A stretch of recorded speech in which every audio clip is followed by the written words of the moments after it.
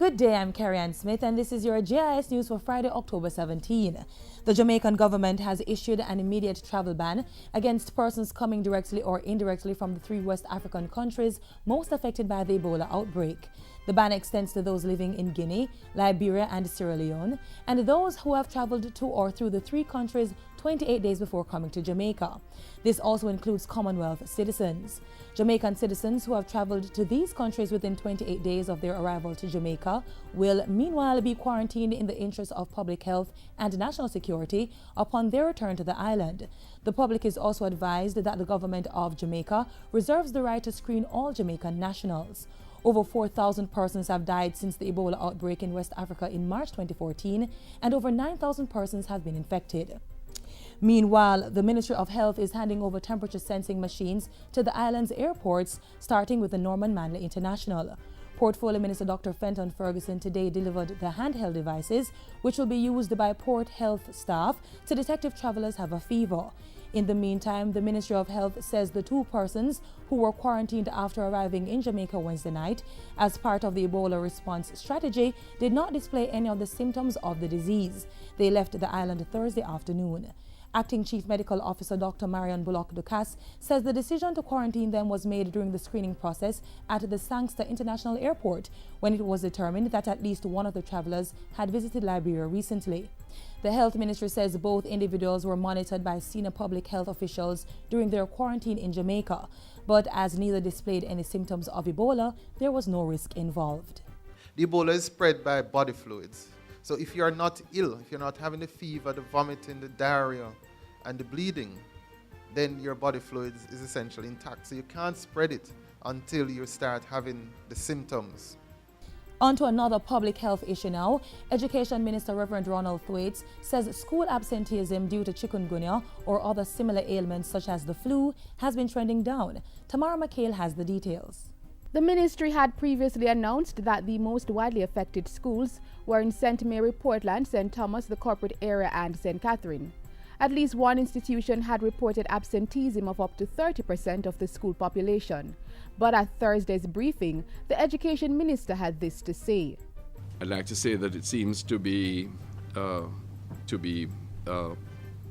trending down, noticeably in Region 1, which has had the highest level of absence up to now.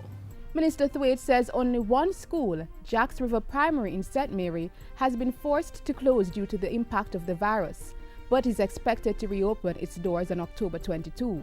He says teaching time lost across the education sector will be recovered on a school-specific basis. The education minister made the disclosures at a press conference called Thursday to officially launch a national cleanup campaign in schools. The exercise began on October 15 and extends to the 22nd.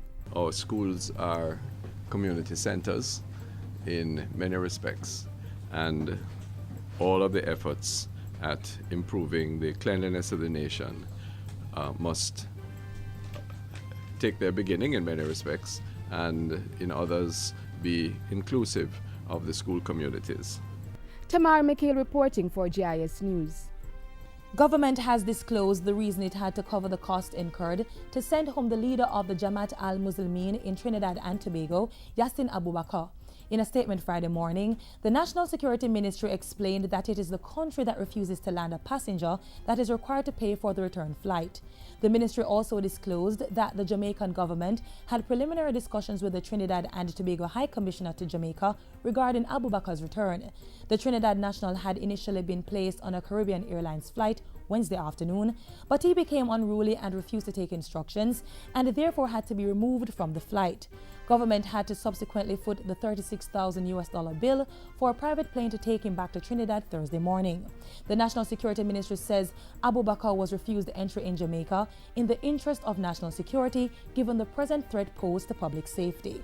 And finally, Finance Minister Dr. Peter Phillips says the administration will remain financially responsible by keeping expenditure in line with revenue. Dr. Phillips told Parliament on Tuesday that at the end of July, revenues and grants were 2.1% below projections. But there was an improvement in August 2014 following a $1.7 billion grant from the European Union.